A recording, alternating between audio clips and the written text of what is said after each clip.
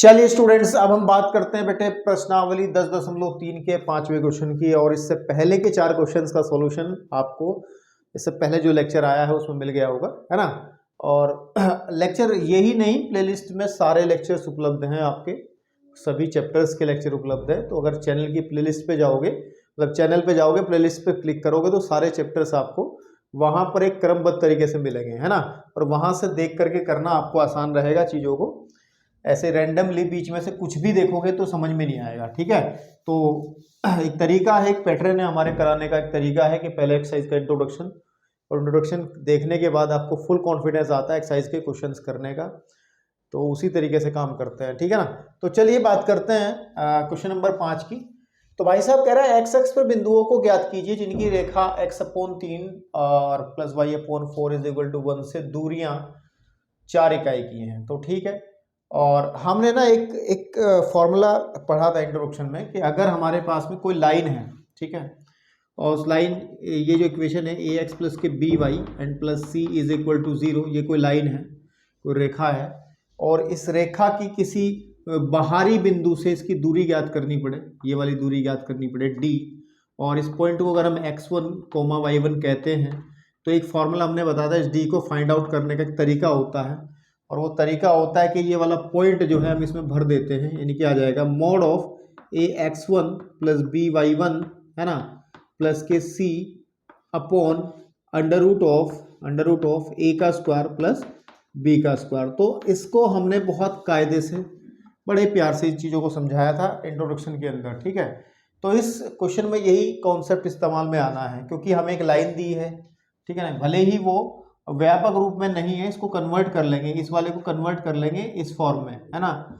और हमें एक पॉइंट दिया गया है जो, लेकिन सॉरी हमें एक पॉइंट निकालना है, ये हमें फाइंड आउट करना है, ठीक है।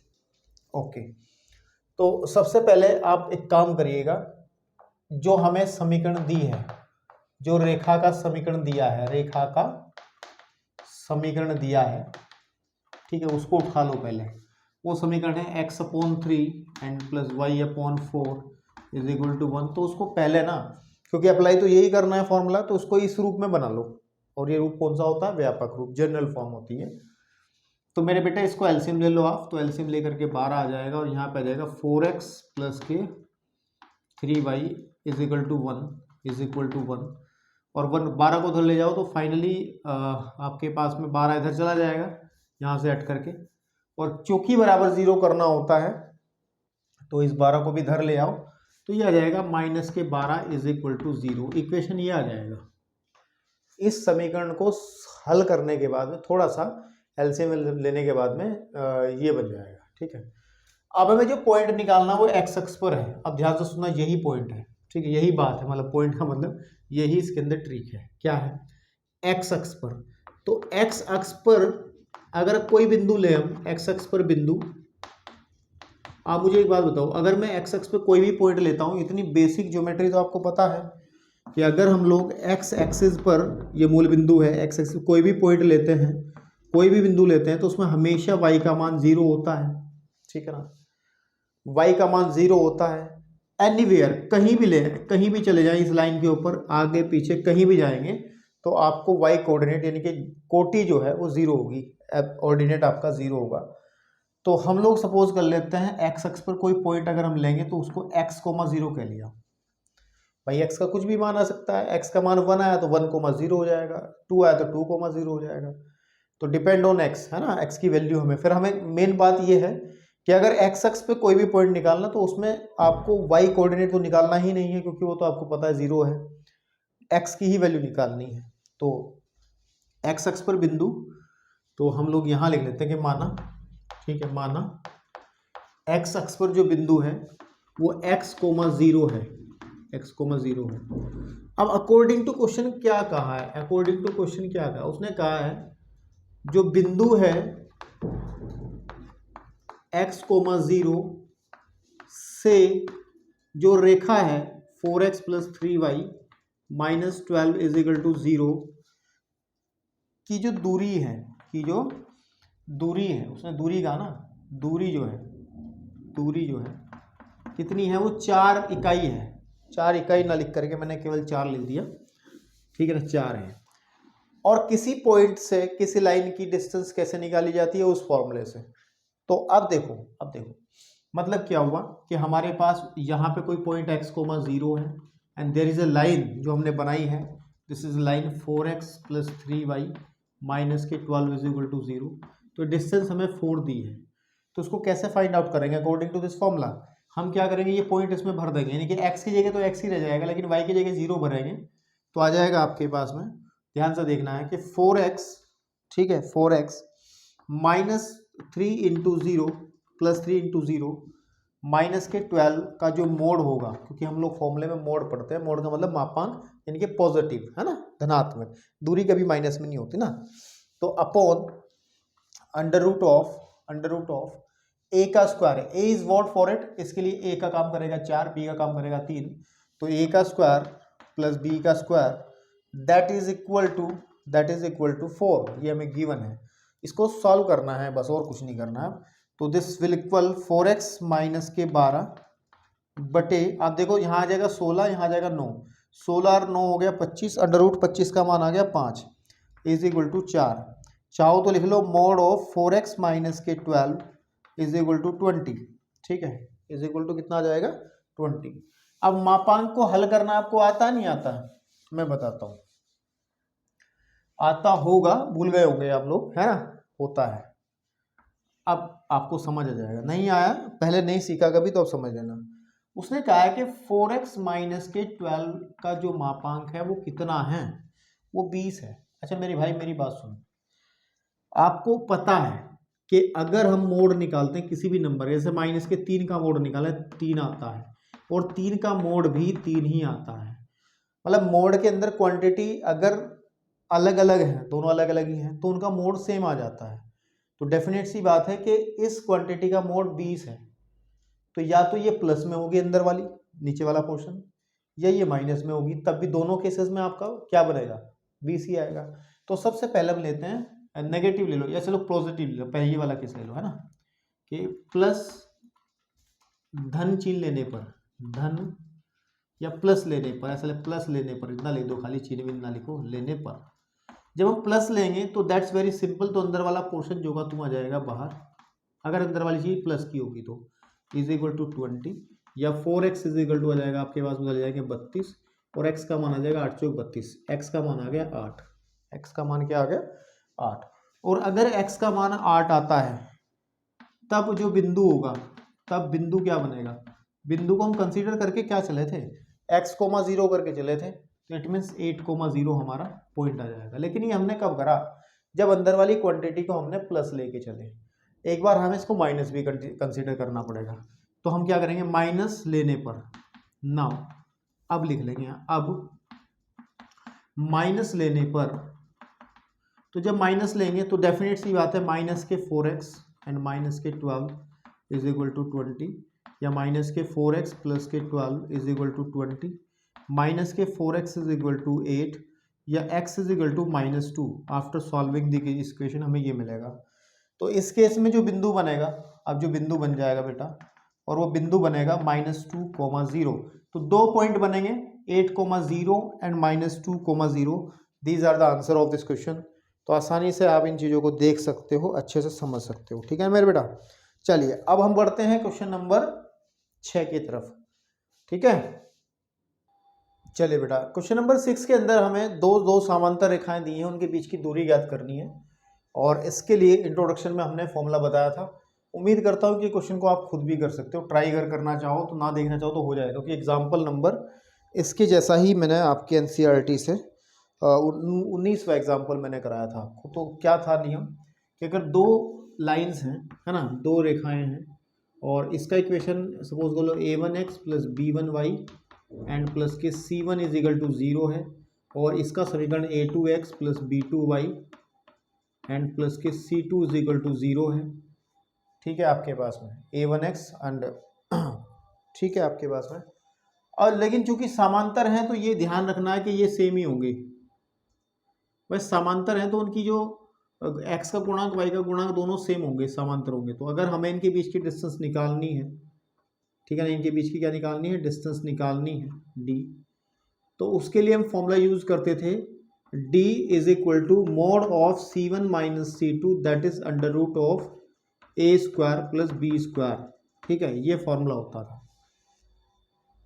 तो अगर मैं फर्स्ट क्वेश्चन की बात करूं ऑफ दिस पहला क्वेश्चन, ठीक है, पहला क्वेश्चन, तो पहले क्वेश्चन में अगर हम देखें कि 5x प्लस के 8y माइनस के 34 इज इक्वल टू 0 से अगर मैं बात करूं तो यहाँ से जो a का वैल्यू है दैट इज 15, b की वैल्यू 8 और c1 is equal to 34 with minus sign. मतलब मैं क्या कर रहा हूँ, इसकी कंपेयर कर रहा हूँ ऊपर वाली इक्वेशन से। फिर आपके पास में जो दूसरी इक्वेशन है 15x प्लस के 8y एंड प्लस के 31 इज इक्वल टू 0, तो हम लोग a is equal to 15 consider कर लेंगे, b इज इक्वल टू आ जाएगा 8, कंसीडर नहीं करना, पक्का आएगा, और c2 की वैल्यू आ जाएगी 31। तो डिस्टेंस d जब निकालेंगे, है ना, तो डिस्टेंस d यहीं पे निकाल लो ना, डिस्टेंस d जब निकालेंगे mod of c2 minus c1 या c1 minus c2 that is minus 34 minus के 31 बटे under root of a square मतलब 15 का स्क्वायर एंड प्लस 8 का स्क्वायर। ठीक है, तो इसको जब हम सॉल्व करेंगे तो ऊपर आ जाएगा आपके पास में 65 विद माइनस साइन मोड में, और अंदर आ जाएगा आपके पास में 15 225 प्लस 64।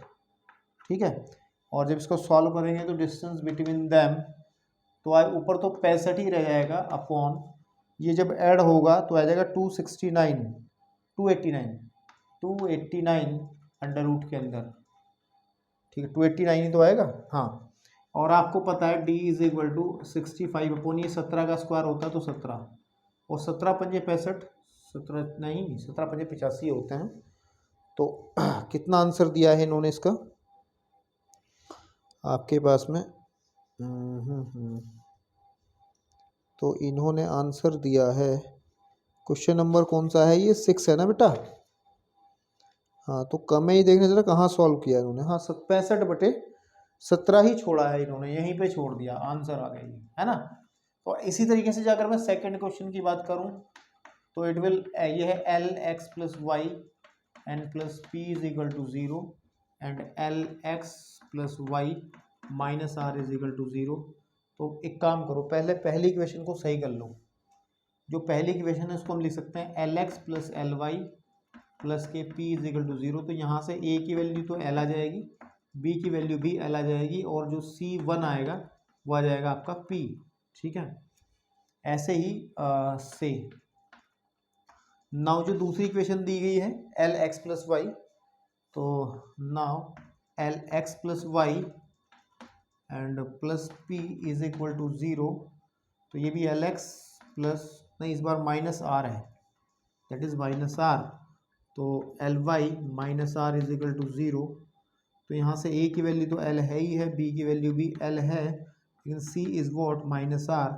तो जो डिस्टेंस निकलेगा फॉर्मूला लगा लेंगे, mode of c1 minus c2, तो p माइनस माइनस r, है ना, आपके पास में upon under root of a square plus b square l square and plus l square that is d आ जाएगा आपके पास, ऊपर आ जाएगा p plus r upon l under root two, क्योंकि आपको पता ही है l square 2 under root, sorry 2l square, तो एल स्क्वायर तो बाहर आ जाएगा एल के रूप में, अंदर बचेगा केवल अंडर रूट 2। तो आप इसको यहीं छोड़ दें तो बेहतर है ना, हमें नहीं पता ना एल और आर ये पॉजिटिव है नेगेटिव, तो मोड को हटाना उचित नहीं रहेगा, आप इसको इतना ही छोड़ देंगे। ठीक है, आपके पास में। तो चलिए अब क्वेश्चन नंबर 7 की तरफ बढ़ते हैं, question number 7 of this exercise. चलिए बेटा, क्वेश्चन नंबर 7 अगर आप समझ चुके होंगे तो कर भी लिया होगा आप लोगों ने, इतना कोई बड़ी बात नहीं है। उसने कहा है कि एक रेखा है, रेखा 3x plus 4y plus 2 is equal to 0 के समांतर और बिंदु इतने से जाने वाली रेखा का समीकरण। थीम देखो क्या है कि हम लोगों को करना क्या है कि एक लाइन है, दिस इज अ लाइन, और जो दी गई है 3x माइनस के 4y plus 2 is equal to 0। अब इसके समांतर एक लाइन का इक्वेशन निकालना है इसका, है ना, इसका समीकरण निकालना जो इसके समांतर है, और इस पर एक पॉइंट हमें दिया गया है वो है -2 और 3। ठीक है ना। तो अच्छा एक बात बताओ, आप लोगों को पता है कि अगर इक्वेशन निकालना है, समीकरण निकालना है, ठीक है ना, समीकरण निकालना है किसी भी रेखा का, तो हम लोगों को क्या चाहिए, नंबर 1 ढाल पता हो, ठीक है ना, और नंबर 2 एक पॉइंट पता हो, एक क्या पता हो, बिंदु पता हो, और अगर ये दोनों चीजें पता है तो फिर हम लोग एक वो बिंदु ढाल विधि है ना, बिंदु ढाल रूप है ना, पॉइंट स्लोप फॉर्म, ढाल रूप वाला फॉर्मूला अंग्रेजी में कहते हैं पॉइंट स्लोप फॉर्म, क्या y minus y one m into x minus x one वाला इजीली लगा सकते हैं। अब देखो इसके आंकड़े जो दिए गए हैं, इस क्वेश्चन की जो इन्फॉर्मेशन गिवन है उसमें x1 y1 तो हमें एक पॉइंट दे दे, लेकिन इसका प्रवणता नहीं दी गई है, सॉरी इसका ढाल नहीं दिया गया है, प्रवणता का बात एक ही है, लेकिन साथ में कंडीशन दी है कि इसके समांतर है। आपको एक बात पता है, समांतर रेखाओं की प्रवणता हमेशा, समांतर रेखाओं का जो ढाल है वो इक्वल होता है, तो अगर इसका ढाल m होगा तो इसका ढाल भी m ही होगा, है ना। तो आप एक काम कर लो, 3x minus 4y plus 2 is equal to 0 का क्या निकालो, ढाल निकालो, ढाल निकालो।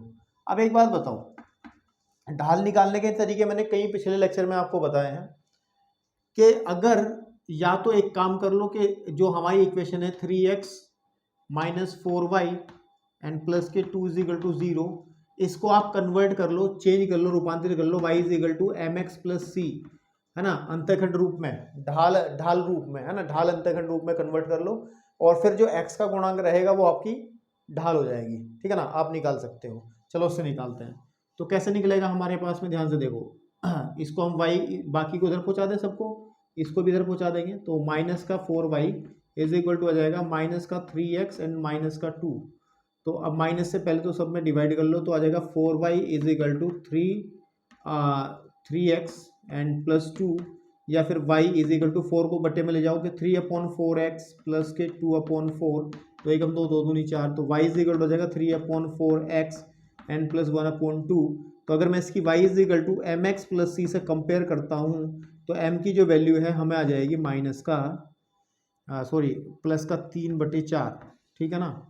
एक तरीका तो ये, लेकिन एक तरीका और मैंने बताया था कि अगर आपको इसको नोट बना करके लिख सकते हैं, ठीक है ना, इसको नोट बना के लिख सकते हैं, जो मैं बता रहा हूँ वो डायरेक्ट है थोड़ा सा, कि अगर देखो यदि ये कह सकते हैं रेखा ax plus b y plus c is equal to 0 का अगर हमें ढाल निकालना हो, ढाल जो m होता है, तो m को निकाल सकते हैं माइनस x का गुणांक, ठीक है ना, बटे y का गुणांक, डायरेक्ट ही निकाल सकते हैं, डायरेक्टली ही निकाल सकते हैं।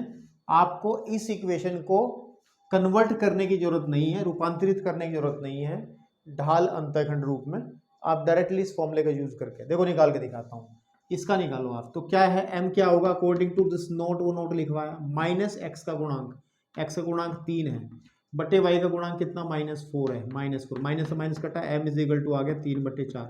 देखो इतना आडंबर रचने के बाद में हमारा 3/4 आया था, और अकॉर्डिंग टू दिस नोट अगर आप ध्यान दोगे तो उससे भी यही आ जाएगा, ठीक है, तो उसको याद रखें। तो चलिए हम वही लगाएंगे अब, ठीक है, क्या लगाएंगे, वही लगाएंगे हम, ठीक है बेटा। तो अब ध्यान से देखना, देखो 3x minus 4y plus 2 is equal to 0 का ढाल जो होगा वो होगा माइनस x का गुणांक, ठीक है ना, का गुणांक अपॉन y का गुणांक, ठीक है, आपके पास में, तो इससे हमारे पास में आ जाएगा -3/-4, that is m is what 3/4, m की वैल्यू है 3/4। तो अब इसका जो m है वो 3/4 है, और इसका भी m 3/4 ही होगा, ठीक है नहीं, तो अब निकाल दो। अच्छा, तो ये कह सकते हैं -2, 3 से जाने वाली तथा ढाल कितना है 3/4, m बराबर 3/4 ढाल वाली रेखा का समीकरण, रेखा का जो समीकरण बनेगा तो formula y minus y1 m into x minus x1, बिंदु ढाल रूप, जहाँ पर x1 y1 का काम ये कर देंगे, तो y माइनस y1 का मतलब हो गया 3, m हो गया 3/4, x माइनस x1 का मतलब हो गया -2, है ना आपके पास में, तो y minus 3 is equal to 3/4, अंदर x प्लस के 2, है ना, 4 को उधर ले आओ, तो 4y minus 12 is equal to 3x plus के 6, ठीक है। तो एक काम करो, सारे मटेरियल को उधर पटक दो, तो आ जाएगा 3x plus 6 minus 4y plus 12 is equal to 0, या 3x minus 4y and plus 18 is equal to 0। तो यही आपका इक्वेशन रहेगा जिसको हमें फाइंड आउट करना था, ठीक है ना। तो अगर आप लोग चीज़ें जानते हैं, पहचानते हैं, तो नो नीड टू, कोई ज़रूरत नहीं है ज़्यादा आडंबर रचाने की, बड़े सिंपल और साधारण तरीके से क्वेश्चन को सॉल्व कर सकते हैं। तो चलिए बढ़ते हैं बेटे क्वेश्चन नंबर 8 की तरफ, बहुत आराम से, सरलता से। चलिए, अब जैसा क्वेश्चन नंबर 7 किया है ऐसे ही क्वेश्चन नंबर 8 भी है। वहां समांतर रेखा की बात थी और यहाँ पर लंब की बात हुई है। भाई साहब कह रहे हैं कि x माइनस के 7y प्लस के 5 इज इक्वल टू 0 पर लंब और x अंतखंड 3 वाली रेखा का समीकरण। अब मेरे भाई बात सुनो, उसने पॉइंट भी नहीं दिया है, बिंदु भी सही क्लियर शब्दों में नहीं दिया है, तो हमें थोड़ा सा इसको डायग्राम के माध्यम से या थोड़ा सा दिमाग लगा करके उससे ही सब चीज़ें निकालनी पड़ेंगी। सबसे पहली बात तो हमें क्या करना है, सबसे पहली बात तो क्या करना है, हम लोगों को जिस रेखा का समीकरण निकालना है उसके लिए क्या क्या चीज़ें चाहिए। रेखा का समीकरण चाहिए, हमें चाहिए एक तो ढाल चाहिए, ढाल क्या होगा वो निकालना है, ठीक है ना, और एक चाहिए बिंदु। और ढाल और बिंदु अगर हमें मिल जाएंगे x1 और y1, तो अगर ये मिल जाएंगे तो हम लोग फॉर्मूला y माइनस y1 और m into x minus x1 वाला फॉर्मूला इजीली लगा करके इक्वेशन निकाल लेंगे, ठीक है ना। अब ढाल कहाँ से मिलेगा, ढाल मिलेगा इससे, क्योंकि इसने कहा है कि इसके लंब है, ठीक है। तो सबसे पहले बात करो x माइनस के 7y, आप एक काम कर लो, माना x minus 7y plus 5 is equal to 0 का जो ढाल है, m1 है, हमने m1 कह दिया।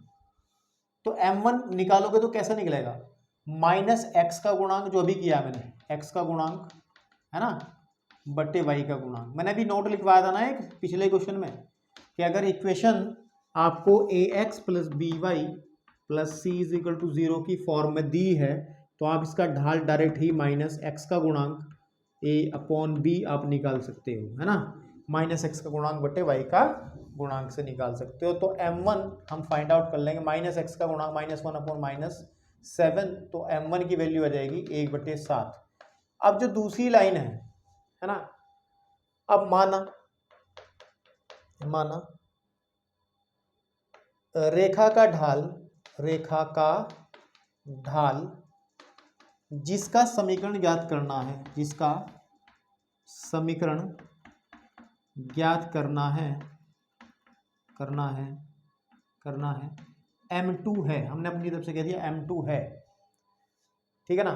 तो अब मेरी बात सुनो, अब उसने क्या कहा, दोनों लंब हैं, और लंब होने का मतलब अगर दो लाइंस आपस में लंब हो, सपोज कर लो कि ये लंब हो और इस वाले का ढाल m1 है, इसका ढाल m2 है, तो आपको पता लंब होने की कंडीशन क्या होती है कि आपको पता है m1 cross m2 is equal to -1, यानी कि दोनों गुणा -1 के बराबर होगी, है ना। तब m1 गुणे m2 कितना होगा आपके पास में -1। ऐसा क्यों किया जा रहा है, ताकि m2 का मान निकल जाए, क्योंकि हमें ढाल चाहिए ना एक, है ना, तो हमारा m2 मतलब ढाल निकल आएगा। तो m2 यहाँ से लिखेंगे ये आ जाएगा 1/7 इज इक्वल टू -1, या m2 की वैल्यू जो है हमारे -7 आ गई। तो हमारा एक उद्देश्य पूरा हो गया कि इसके अंदर हमें ढाल जो है, हमने जो m2 माना है वो निकल आया, m2 जो हमारा आ गया वो -7 आ गया। अब हमें सिर्फ चाहिए एक पॉइंट, क्या चाहिए, एक पॉइंट चाहिए, ताकि हम इस फॉर्मूले को लगा सके और इक्वेशन निकाल सके, ठीक है। तो सुनो मेरे भाई, उसने क्या कहा है, अब बात सुनो, देखो इसका मतलब है x एक्सिस और y एक्सिस और ये हमारा मूल बिंदु। उसने कहा है कि जो लाइन है वो x अंतखंड 3 है, तो मतलब जब लाइन क्रॉस होती है ना, यूं जाती है, तो वो x पर जो अंतखंड कट करता है, यहाँ x पर जो अंतखंड कट करता है बेटा, ठीक है ना, वो 3 कट करता है। कितना कट करता है, 3 मात्रक की डिस्टेंस कट करता है। तो अब कोई भी बच्चा होगा वो तुरंत समझ जाएगा, सर अच्छा ये वाला पॉइंट हो जाएगा 3,0, है ना भाई, ये 3,0 हो गया। और इसी लाइन की इक्वेशन तो निकालनी है मुझे, इसी रेखा की तो समीकरण निकालना है, और इसका जो ढाल दिया है, जो ढाल है इसका, वो मैं निकाल चुका हूँ m2 -7, ढाल m2 में निकाल चुका हूँ उसका -7।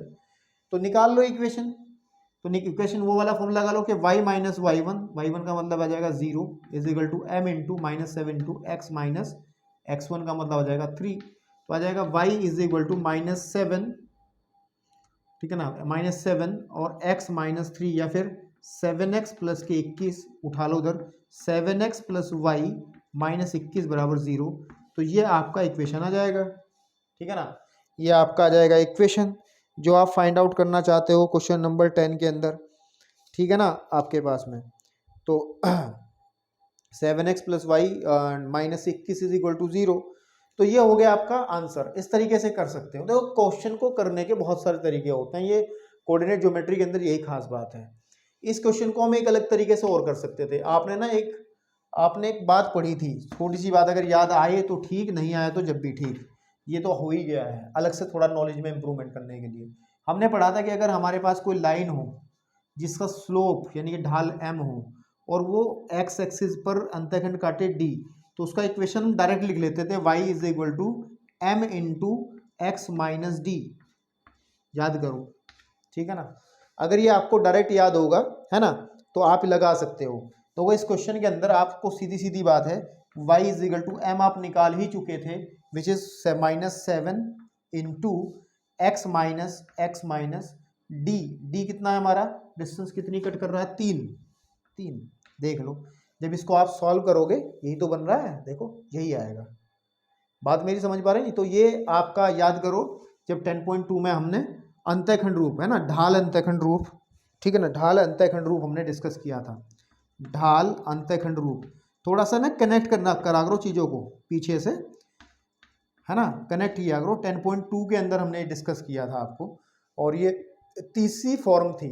जैसे सबसे पहला फॉर्म तो ये था बिंदु ढाल रूप, फिर दो बिंदु रूप, और उसके बाद में ये वाला आता था। इसके साथ इसमें एक और चीज़ आती थी, वो जिसमें हम, अगर हमारे पास में ये वाई एक्स पे सी अंतःखंड काटता था, तब इसकी इक्वेशन जो बनती थी वो बनती थी y is equal to m x and plus c. तो अगर वाई अक्ष पे कटा हुआ अंतःखंड आपको दे दिया जाएगा ये वाला, तो फॉर्मूला ये लगा लेंगे।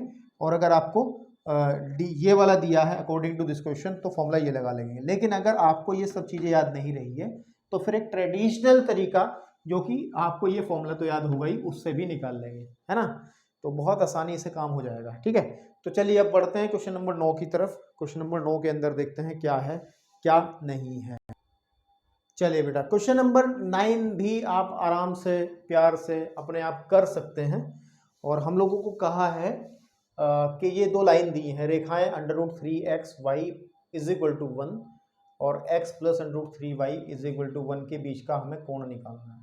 तो बेसिक सी बात हमने फॉर्मूला पढ़ा था, 10.2 में ही पढ़ लिया, 10.1 में ही पढ़ लिया था कि अगर दो लाइंस आपके पास में हो, उसकी प्रवणता, इसका जो ढाल है m1 हो, उसका ढाल m2 है, तो इनके बीच में जो बनने वाला एंगल थीटा है ना, क्योंकि एंगल तो दो बनते हैं, एक ये बनेगा फाई, यानी कि न्यून कोण अगर थीटा हमें निकालना, ये वाला निकालना है, तो tan थीटा का फॉर्मूला आप लगाओगे m1 minus m2 upon 1 plus m1 m2 का मोड, ऐसे आप निकाल लोगे। मतलब बेसिक सी बात ये रही।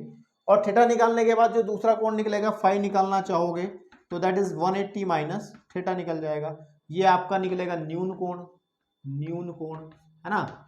और अगर दूसरा भी एंगल निकालना चाहते हो तो ये निकलेगा अधिक कोण, क्योंकि दो रेखाओं के बीच में हमेशा दो कोण बनते हैं। आप दो लाइन कभी भी कट करेगी तो एक बनेगा न्यून कोण, एक बनेगा अधिक कोण, या फिर दोनों समकोण बनेंगे, 90-90 के बनेंगे। लेकिन हम लोग बेसिकली वही केस डिस्कस करके चलते हैं। अब ये मत कहना कि कोई बच्चा के साथ चार कोण बनते हैं, गुरुजी आपने ये कहा, ये कौन कहेगा, ये वाला। आपको पता है, मैं पहले भी बता चुका हूँ मेरे भाई के ये वाला कोण है ना, इसके बराबर ये x तो ये भी x, ये y तो ये भी y, क्योंकि शीर्षाभूमिक कोण है, वर्टिकली अपोजिट एंगल्स हैं, ये बराबर होते हैं। तो हम केवल x और y की बात करेंगे, 4 बार क्यों बात करें। तो अब हमें क्वेश्चंस जो दी गई हैं बेसिकली, उनकी हमें पहले ढाल निकाल लेनी है, जो दी गई है ढाल निकाल लेनी है, और ढाल निकालने के बाद में इस फॉर्मूले में भर देना है, आंसर आएगा।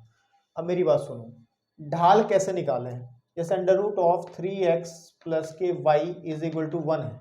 ढाल निकालने के दो तरीके बताए मैंने आपको, या तो जो इक्वेशन दी गई है उसको y is equal to mx plus c की फॉर्म में बना लो, इस रूप में कन्वर्ट कर लो इसको, फिर जो x का गुणांक होगा वो आपका ढाल हो जाएगा, ठीक है ना। या फिर अगर इक्वेशन आपको डायरेक्ट ही ax plus b y and plus c is equal to 0 की फॉर्म में हो, तो फिर ढाल निकालने का तरीका है माइनस एक्स का गुणांक, है ना, बटे वाई का गुणांक, माइनस a अपॉन बी से आप निकाल सकते हो। तो जो मन करे इससे निकाल लो चाहे इससे निकालोगे, लेकिन निकलेगी सेम, निकलेगी एक जैसी ही। तो देखो सीधी बात है भाई, आप चलो इससे निकाल लेते हैं ऊपर वाले से, क्योंकि इसमें फिर इधर लेकर के जीरो बनाओ, कोई दिक्कत नहीं है, वैसे दोनों से निकल सकता है। तो y इज इक्वल टू आ जाएगा minus under root of 3x plus 1, है ना। तो ये तो समीकरण फर्स्ट है ना, से तो जो m1 निकलेगा, हम अगर इसकी कंपेयर करें, y इज इक्वल टू मैं m1x प्लस सी से तुलना कर लूँ, है ना, इसकी की से मैं क्या कर लूँ, तुलना कर लूँ, तो मेरे बेटे बहुत आसानी से आप देख पाएंगे m1 जो है वो माइनस अंडर रूट ऑफ 3 आ जाएगा। अब अगर हम बात करें नाउ हम दूसरी ले लें, x प्लस के under root of 3y and is equal to 1 को कन्वर्ट करें इसी फॉर्म में, तो under root of 3y is equal to minus x plus 1, और y इज इक्वल टू आ जाएगा minus 1 upon under root of 3x plus 1। तो अगर मैं की तुलना जो है y is equal to m2x plus c से तुलना कर लूँ, है ना, तुलना कर लूँ तो m2 क्या मिलेगा, m2 मिल जाएगा minus 1 upon under root of 3, है ना, आपके पास में। अब आपके पास में m1 भी हो गया और m2 भी हो गया, तो आप आसानी से उस फॉर्मूले में रख करके निकाल सकते हैं। अब आपको सर ये वाला कैसे करना है, इस वाले देखो इससे भी निकालेंगे तब भी वही आएगी। आप उठाओ पहले वाली उठा लो, under root 3x plus y is equal to 1 है, इस फॉर्म में बनाने के लिए 1 को धर ले आओ तो माइनस 1 बराबर 0 हो जाएगा। निकालो m1 होगा माइनस एक्स का गुणांक under root of 3 upon y का गुणांक 1, तो m1 की वैल्यू हो जाएगी minus under root of 3। Check कर लो, चाहे ऐसे निकाल लो, उसमें कोई दिक्कत नहीं है। आगे दूसरे वाली है हमारी x प्लस के under root of 3 y is equal to 1, तो इसको 1 को धर लिया बराबर 0 कर लो, और फिर इसकी m2 निकाल लो, माइनस एक्स का गुणांक बटे y का गुणांक, यानी कि 1 अपॉन अंडर रूट ऑफ 3, तो m2 की वैल्यू हो जाएगी minus 1 upon under root of 3। Check कर लो, है ना भाई, ये सब चीज़ें एक दूसरे से लिंक हैं, ऐसी कोई बात नहीं, अलग अलग बातें कोई नहीं करता है, सब सही बातें करते हैं भाई, ठीक है ना। तो अब हम लोग लगाते हैं बीच का कोण निकालने के लिए formula, that is tan theta is equal to mod of m1 minus m2 upon 1 plus m1 and m2। तो मेरे भाई tan theta is equal to m1 minus m2 का मतलब हो गया minus under root of 3 and, ठीक है, minus under root of 3 and minus 1 upon under root of 3, एक ये माइनस इसका भी है, minus under root of 3 upon 1 plus minus under root of 3 multiplied by 1 upon under root of 3 with minus sign और उस पूरे का मोड। तो tan theta is equal to आ जाएगा आपके पास में, यह आ जाएगा minus under root of 3 plus 1 upon under root of 3 upon 1 plus, ध्यान से देखेंगे जरा, माइनस माइनस हो गया प्लस अंडर रूट 3 से अंडर रूट 3 काटा तो यहाँ 1 आ जाएगा केवल। तो आप एक काम करो, सॉल्व कर लो, दैट इज इक्वल टू, ऊपर एलसीएम ले लेते हैं तो आ जाएगा -3 plus 2 upon under root of 3। देखो यहाँ 1 प्लस 1 2 हो जाएगा, तो वो 2 यहीं अब बना लेंगे हम, तो यहाँ पे 1 रहेगा, ठीक है। Then tan theta is equal to आ जाएगा -2 upon two under root of 3, 2 से 2 कट जाएगा, तो tan theta is equal to आ जाएगा माइनस का 1 upon under root of 3 with mod. तो मोड क्या करता है, प्लस वाली चीज़ लेके आएगा बाहर, सिर्फ प्लस हो जाएगा, तो टेन थीटा आ जाएगा मेरे पास में 1/√3। और अब चेक करो कि टेन थीटा की वैल्यू, ये किसकी वैल्यू होती है, टेन 30 डिग्री की होती है, तो जो एंगल है वो 30 डिग्री आ जाएगा। एक तो एंगल आ गया बीच में 30 डिग्री, है ना, कि अगर सपोज कर लो ये दोनों लाइन इस तरीके से है, जैसे ये तो आ गया 30 डिग्री, है ना, तो अगर ये निकालना पड़ जाए तो ये कैसे निकलेगा, वो निकलेगा 180, है ना। तथा हम ये भी कर सकते हैं, तो जो दूसरा कोण फाई होगा वो एंगल होगा 180 माइनस थीटा, यानी कि जो फाई निकल के आएगा वो आ जाएगा 150। तो ये दो आंसर हैं, ये दो एंगल बनेंगे, 30 का और 150 का, इनके बीच का एंगल बन जाएगा आपके पास में। ये क्वेश्चन नंबर था आपका 9, ठीक है बेटा। 30 आ गया और 150। जरा एक बार चेक कर लेते हैं, देखो उन्होंने पीछे केवल 30 दिया है, तो इतनी घबराने वाली बात नहीं, हम थोड़ा सा आगे भी तो बढ़ के काम कर सकते हैं भाई, है ना, हो जाएगा, कोई दिक्कत नहीं है। कहाँ गई आंसर सीट, 10 पॉइंट क्या है ये, 10.3 चल रही ना, 10.3 का क्वेश्चन नंबर 9, मैंने सही निकाला यार, बिल्कुल सही निकाला, 150 होंगे, है ना। तो चलिए बेटे बढ़ते हैं क्वेश्चन नंबर 10 की तरफ। अब क्वेश्चन नंबर 10 हम लोग करेंगे। चलिए बेटा, क्वेश्चन नंबर 10 भी एक बेसिक क्वेश्चन है, ज़्यादा कुछ दिमाग लगाना नहीं है, मुझे तो लगाने की जरूरत पड़ नहीं रही यार, तो मैं प्रैक्टिस में हूँ, आप लोगों को लगाना पड़ेगा, सीखना पड़ेगा ना। तो कह रहा है कि एक लाइन है, ठीक है ना, एक लाइन है और जिसपे एक पॉइंट है h,3 और दूसरा पॉइंट है 4,1 से जाने वाली जो रेखा है, ओके, रेखा 7x प्लस के 9y माइनस 19 को समकोण पर काटती है, ये ऐसे है ना। ये वाली लाइन कौन सी है जो कट समकोण पर कट कर रही है, जिसको 7x minus 9y and minus के 19 बराबर 0 को समकोण पर काटती है, इनके बीच का नहीं। अच्छा ये बात बताओ, समकोण पर काटने का मतलब ये परस्पर लंब है, ठीक है ना, तो बात तो वही कर रहा ना, परस्पर लंब है, ठीक है। तो अगर परस्पर लंब है तो हमें h का मान निकालना है, और सीधी सी बात है, हम लोग एक काम कर सकते हैं, अगर आपको पता थी वो बातें आज भी, तो देखो सपोज कर लो ये एक दो लाइन है, एक लाइन ये है, एक लाइन ये है, और अगर ये दोनों परस्पर लंब है तो इनकी जो प्रवणता है, सॉरी इनके जो ढाल है, उनका गुणनफल हमेशा ही -1 के बराबर होगा। अगर सपोज कर लीजिएगा, सपोज कर लो इसका जो ढाल है इस लाइन का m1 है, इसका ढाल m2 है, तो इनके बीच का एंगल 90 है, यानी कि समकोण पर है, तो m1 गुणा m2 जो है वो -1 होगा। बस इसी रिजल्ट का फायदा उठाते हुए हम लोग आसानी से इस क्वेश्चन को सॉल्व कर लेंगे। तो सबसे पहले हम निकालते हैं h,3 तथा 4,1 से जाने वाली रेखा का ढाल, उसको मैं बोल देता हूं m1 है। वो कितना है, m1 है। कैसे निकालोगे, दो बिंदुओं से जाने वाली रेखा का ढाल कैसे निकालते थे, अगर हमारे पास में दो पॉइंट से जाने वाली कोई लाइन है, इस पॉइंट को हम x1, y1 कहते हैं, इस पॉइंट को हम x2, y2 कहते हैं, तो जो ढाल निकलता है वो निकलता है y2 minus y1 upon x2 minus x1, ये 10.1 में चला जाएंगे तो अब आपको समझ में आ जाएगा। तो इसके अंदर हम लोग सिंपल सी बात है, this is x1 and y1 और ये आपका x2 एंड y2, ठीक है, ये 4 है, तो y2 माइनस y1 का मतलब हो गया 1 माइनस 3 अपॉन 4 माइनस h, या फिर ये कहें कि m1 हमें जो मिलेगा वो मिलेगा -2 अपॉन 4 माइनस h। इतना ही इसको छोड़ दो,